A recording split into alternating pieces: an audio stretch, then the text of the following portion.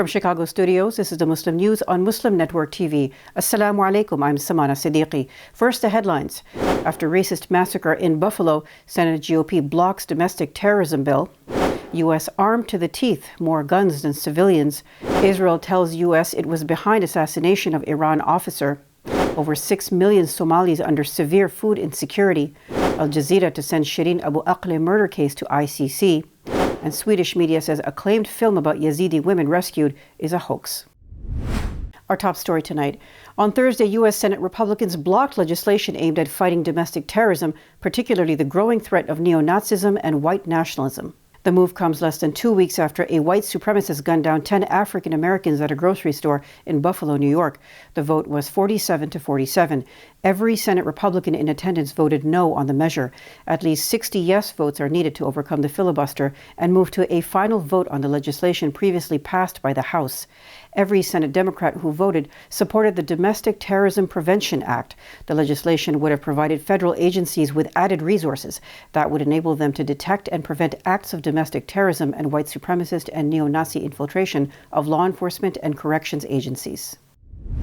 The United States is the only nation in the world where civilian guns outnumber people, according to the Switzerland-based Small Arms Survey. It is also the only country where at least one mass shooting takes place every year, said CNN, citing the survey. There are 120.5 guns for every 100 Americans, the report said. It was released in the wake of Tuesday's mass shooting at Robb Elementary School in Uvalde, Texas, in which 19 children and 2 teachers were killed.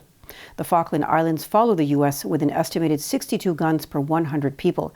Yemen has the third highest gun ownership rate, with 53 guns per 100 people. On the flip side, some countries, such as South Korea and Japan, have a gun ownership rate around 0.2, near zero, the report said. A federal court has ordered Troy, Michigan officials and representatives of a Muslim association to work together to establish the city's first mosque. Troy's rejection of the Aden Community Center's proposed mosque led to 2 lawsuits in U.S. District Court in Detroit. The court ruled in favor of the U.S. Department of Justice in March. The DOJ filed one of the lawsuits against the city 3 years ago, alleging religious discrimination. Aden Community Center leaders filed the other lawsuit. Amy Decore, the center's legal counsel, said the goal is for Muslims to have a place to worship in the city.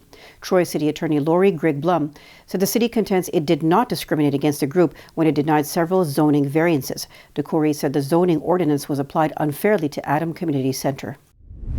A 4-judge panel has denied former President Donald Trump's appeal to get out of testifying under oath in a civil lawsuit filed by New York State Attorney General. The Associated Press reports the panel upheld Manhattan Judge Arthur Engoron's ruling from earlier this year. That ruling enforced the New York Attorney General's subpoena against the twice-impeached former president.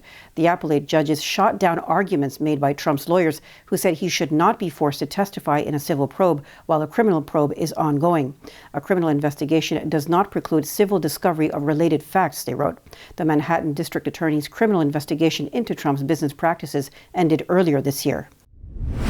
In international news today, the New York Times reports that Israel told the U.S. it killed an officer with Iran's Islamic Revolutionary Guard Corps in Tehran this week. Colonel Hassan Sayed Khudai was shot dead outside his home Sunday by 2 gunmen on a motorcycle.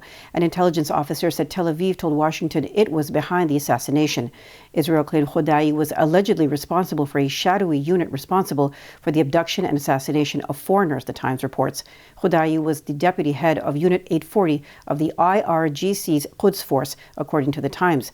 Israeli officials claim the unit is responsible for attacks against foreigners, including Israelis.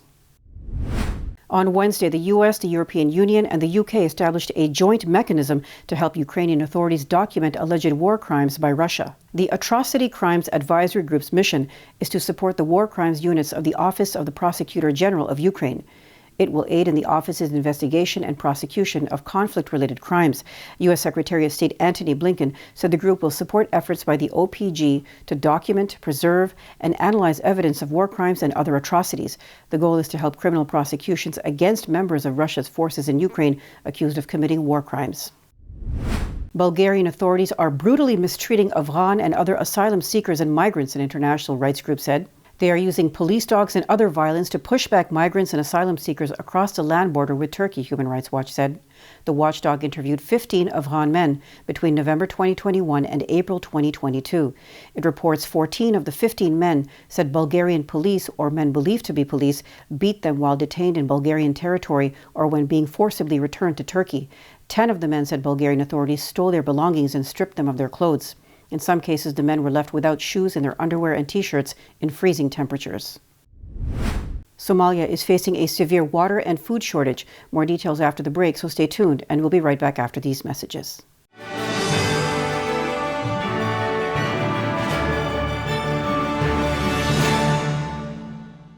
If I could be you, and you could be me for just 1 hour. If we could find a way to get inside each other's minds. Walk a mile in my shoes. Walk a mile in my shoes.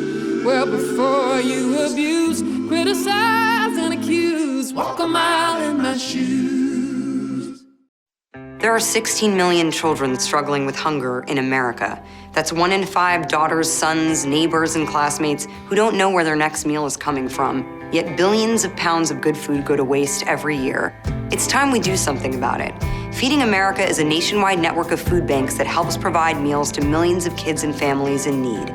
Visit feedingamerica.org to help them feed even more. Together, we can solve hunger. Together, we're feeding America. Billboards are popping up all over the country with an... Our neighbors don't realize that Muslims are absolutely opposed to ISIS. Salam. My name is Abdul Malik Mujahid. I'm an imam in Chicago. 16 shots! No me! No justice! No me! So how do we bring up the energy which can really have an impact on the world? You need to build bridges of understanding among people, and we need to have America moving forward. That lesson learned had brought the strength of humanity to America, which is the diversity. Mujahid Talks, only on Muslim Network TV.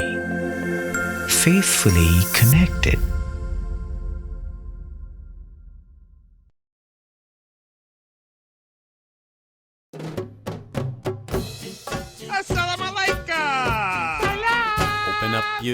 Assalamu alaikum everyone, it's your brother Zain Bika from South Africa.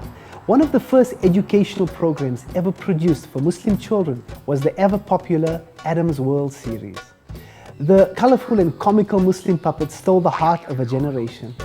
Sound Vision will be releasing brand new episodes of Adam's World with the launch of a Adam's World app. Subscribers will enjoy new Adam's World episodes as they are released, as well as all the classic episodes of Adam's World. So visit adamsworldapp.com now to learn more, subscribe and enjoy new adventures of Adam and his friends. And let's keep helping tomorrow's Muslims today. Assalamu alaikum. Adam's World. Believe me, there's a lot to see. Bismillah. Let's explore. To stop this genocide, we need your help.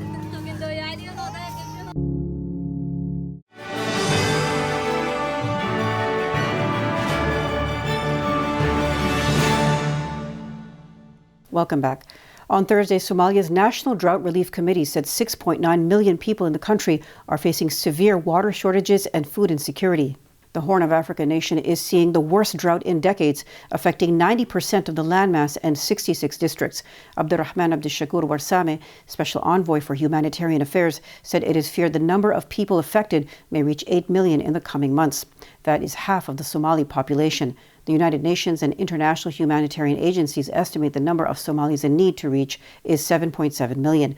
Among those are 5.5 million people in vulnerable families, the National Drought Committee reports. On Thursday, 5 Yemenis were killed in a blast at a public market in Aden city in southern Yemen. A security source told Andalu agency an explosive device was placed in a garbage container at a market in the Sheikh Uthman district. A hospital source said 20 injured people were brought in for treatment, of whom some are in critical condition. Yemeni authorities have not commented on the incident, and no group has claimed responsibility for the attack. Since August 2019, Aden has been under the control of the Southern Transitional Council, backed by the United Arab Emirates. The country has been engulfed by violence and instability since 2014, when Iran-aligned Houthi rebels captured much of the territory. Since 2015, Saudi-led coalition forces have been fighting to restore the Yemeni government to power. An award-winning documentary portraying two men struggle to save Yazidi women from ISIS is accused of having faked scenes and manipulated characters. That's according to an investigation by Swedish online magazine Kvartal. Holger Hirori, director of the film Sabaya, is accused of intentionally portraying the two Yazidi men as heroes. The magazine alleges the men separated Yazidi women from their children. The report claims the men also attempted to sell the children to ISIS and coerce the women into doing things against their will, as well as keeping the women under house arrest for 2 years. The investigation's revelations come more than a year after the release of the documentary, which won awards at multiple international festivals. Al Jazeera Media Network's legal team is working to refer the killing of its correspondent, Shireen Abu Akleh, to the International Criminal Court in The Hague. On Thursday, the network said it has formed an international coalition comprising its legal team and international experts.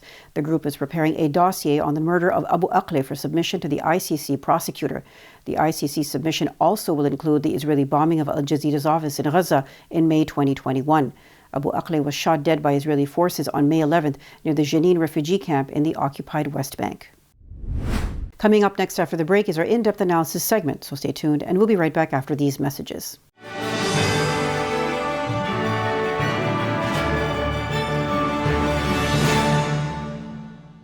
To stop this genocide, we need your help. If I could be you, and you could be me, for just 1 hour. Walk a mile in my shoes. Walk a mile in my shoes. Assalamu alaikum. This is Imam Malik Mujahid in Chicago. Just like you, I was moved by that Allahu Akbar lady.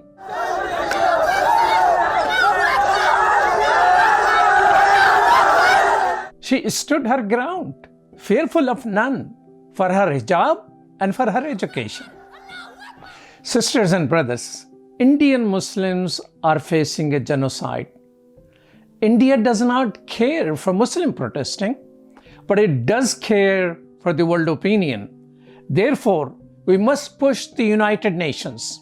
The UN has a responsibility to protect. They must prevent genocide. Please sign this UN petition now. Get others to sign. It will help. Trust me, it will help. We need 1 million signatures, brothers and sisters. Please sign now.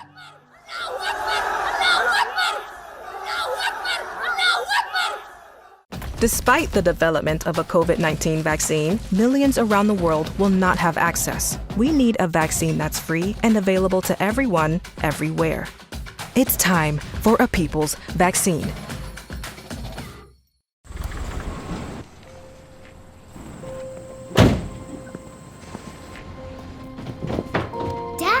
They took over my bedroom. Come on, come on. Okay, Dad. 1, 2, 3.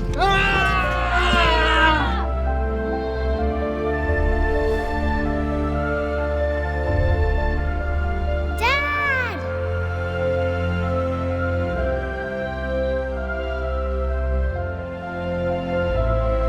You saved me. Dad? Are you okay? I'm fine, dear.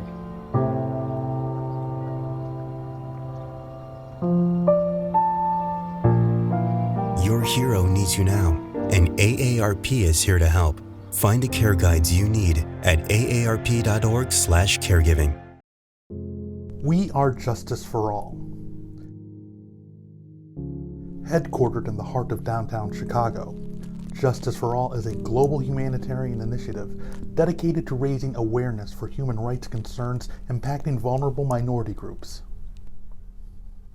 Our diverse team of staff and volunteers, led by Imam Malik Mujahid, work tirelessly to help Justice for All achieve their goals.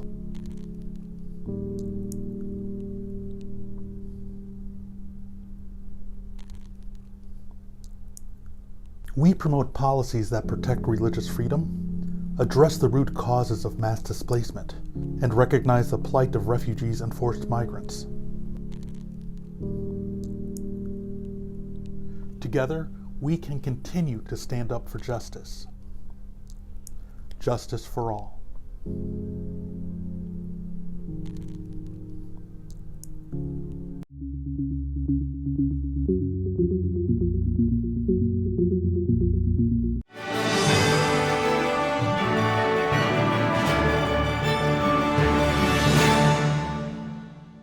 Welcome back. It's time for our in-depth analysis segment. Let's watch. Amnesty International, the number one human rights organization in the world, has issued a very long, well-documented report, and it calls Israel an apartheid state. The similar charge were laid by B'Tselem, which is a Jewish human rights organization in Israel, as well as the Human Rights Watch, exactly a year ago. We have with us Amnesty International Canada's leader, and we'll be talking with her about why they decided to have this report. Welcome to Muslim Network TV, Ketty Nivyabandi. Thank you, Malik. Thank you for having me, and hello to all your listeners and watchers. Ketty is Secretary General of Amnesty International Canada. So tell us why Amnesty International is calling Israel an apartheid state. Yes, our report, which was just released, is the result of a long and laborious research, Malik. This is the result of 4 years of dedicated research on this subject, but it also builds on decades of work and of research by Amnesty International in the Israel and occupied Palestinian territories overall. So the report, which has just been released, has concluded at the end of this research that Israel is conducted a system of apartheid. By apartheid, we mean both a system of apartheid, but also a crime of apartheid under international law. And our report reveals really the true extent of that system.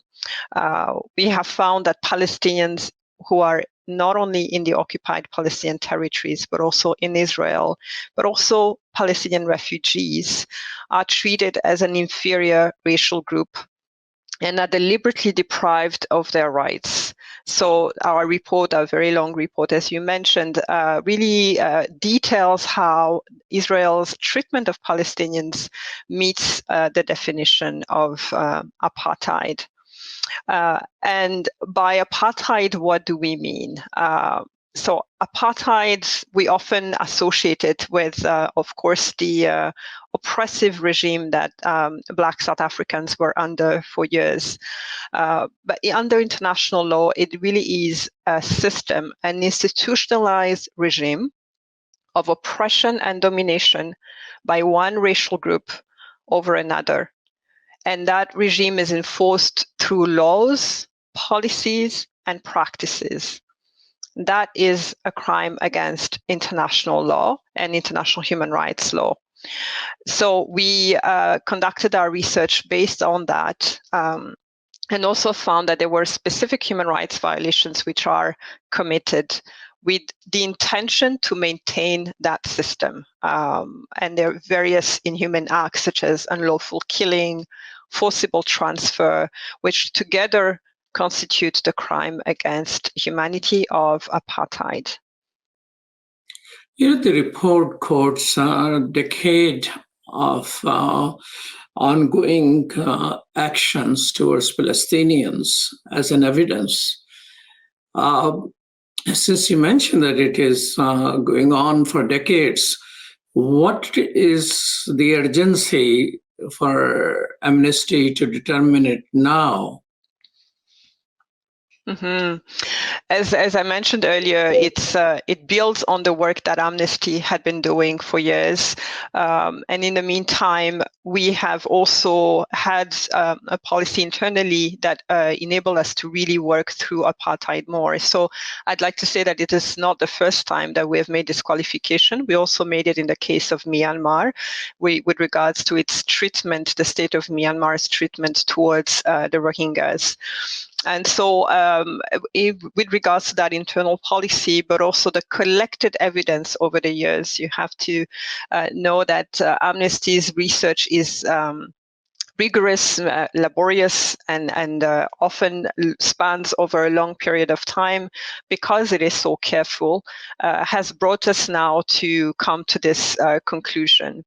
And in addition to that, it adds to the reports that you have also mentioned that other Israeli, Palestinian, but also international organizations have made, and similar conclusions as well. In our case, what we do is we bring, in addition to that, we bring fresh evidence as well, but we've also determined that the system of apartheid is not only occurring within, as I mentioned, the occupied Palestinian territories, but it is also within Israel, and it also applies to Palestinian refugees. So when looking at these various pockets together, and we put these human rights violations together, it gives us the true picture and the full extent of this. When we talk about apartheid, we're really talking about, in this case, we're talking about four things. The fragmentation by Israel of Palestinian territories, the segregation of Palestinians, the dispossession of the land, and the deprivation of social economic rights. These all together combined then lead us to conclude that this is indeed a system of apartheid. And let me just add that a system of apartheid, being a crime against humanity, requires robust and urgent international action. You know, you mentioned a report says decade of research. You shared with us it is 4 years worth of research to reach this conclusion. But it is also said that, President Carter in 2007 wrote a book, a Nobel Peace Laureate, Peace Not Apartheid. And Desmond Tutu, the icon of South Africa, has been calling it apartheid. So why human rights organizations are taking such a long period of time before they declare it to be apartheid state? Indeed, it has been called by several other leaders in the past, and as you mentioned, Desmond Tutu, who recently passed as well. In the case of Amnesty, as I mentioned earlier, we have internal policies that enable us to work on particular issues. So only a few years ago did we have an internal policy that enabled us to really work on the crime of apartheid, which is why it wasn't done in the past. And so that then enabled us to carry out this very specific and dedicated research and come to this conclusion. That does not, however, say that this crime is only occurring now. As you have so rightly pointed out, this has been the consensus in the human rights community and human rights advocates has been growing over time that this indeed does constitute apartheid. But what matters, I think, what is really decisive and important to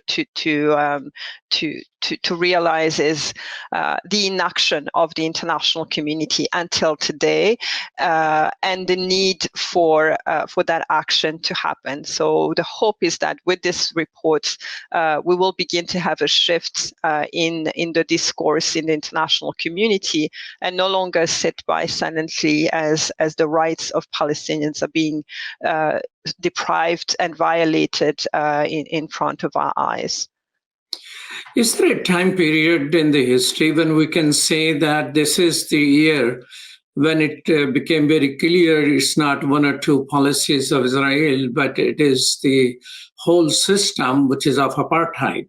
Can we say 10 years ago? Can we say 15 years ago? Can we say it began with the occupation of Palestinian lands? Mm-hmm. We do not specify what time exactly it started. We identify the root causes, but we do not specify to a specific time. And as well, Malik, I think even if we were to identify a particular time, first of all, it's difficult because we're talking about a system of, as I said earlier, laws, policies and practices. When you take all of that together is when you can really conclude to that. But I would almost want to say that what matters the most and what is most urgent is that the system ends. Yes, it has a starting date and it has started over time. What matters, however, the urgency we're faced with collectively is how it ends. And this is why we call urgently on the state of Israel to dismantle the system, but also primarily on the international community to hold Israel to account and to be able to truly dismantle that system and to exercise international jurisdiction, because there are provisions under the international law to do so. We're also calling on the International Criminal Court to consider the crime of apartheid. It's currently investigating the occupied Palestinian territories, so we are calling on it to formally investigate apartheid. And we've also called on the UN the UN General Assembly, first of all, to reestablish the apartheid committee that it had, but also on the UN Security Council to impose some very immediate actions, such as an arms embargo and targeted sanctions against officials. Israel says that your report is anti-Semitic. How do you respond to that? That is a very strong, very serious allegation, and indeed it has been made by the Israeli state. It is false, it is baseless. As a human rights organization, we advocate for the right of every human being, every community, and we stand strongly, in the strongest possible terms, against anti-Semitism. Our record speaks for itself. I want to make that point absolutely clear. What is unfortunate is to disqualify or attempt to discredit the content, the message of this report by qualifying it of anti-Semitism, and therefore in an attempt to really stifle the criticism of the state of Israel. Our critique in the report is very clearly directed to the state of Israel, not the Israeli people, and certainly not the Jewish people. It is towards the government and the state of Israel. And Israel as a state is not immune and to criticism, to critique, and to the work that we do as a human rights organization. No government is above that scrutiny. It is absolutely important to underscore that. But I would also add what is truly unfortunate is that these false accusations are distracting us away from genuine anti-Semitism, which is a real concern in our world today. And by labeling this of anti-Semitism when it isn't, we're taking the conversation away from the real anti-Semitism that happens, and which is important and which we work on as well. So I would answer that is really a way to evade the scrutiny of the international law. And if you really hear the critiques, they are not on our findings. They're really just on labeling the report as anti-Semitic. It couldn't be further away from the truth. Well, thank you so much. Ketty Nivyabandi is Secretary General of Amnesty International Canada. Thank you so much for your time. And thank you too for having me. That's all from our Chicago studios tonight. Thank you for tuning in. You can find previous episodes and more on our YouTube or Facebook. For more content, keep watching Muslim Network TV or visit muslimnetwork.tv. Salam and good night.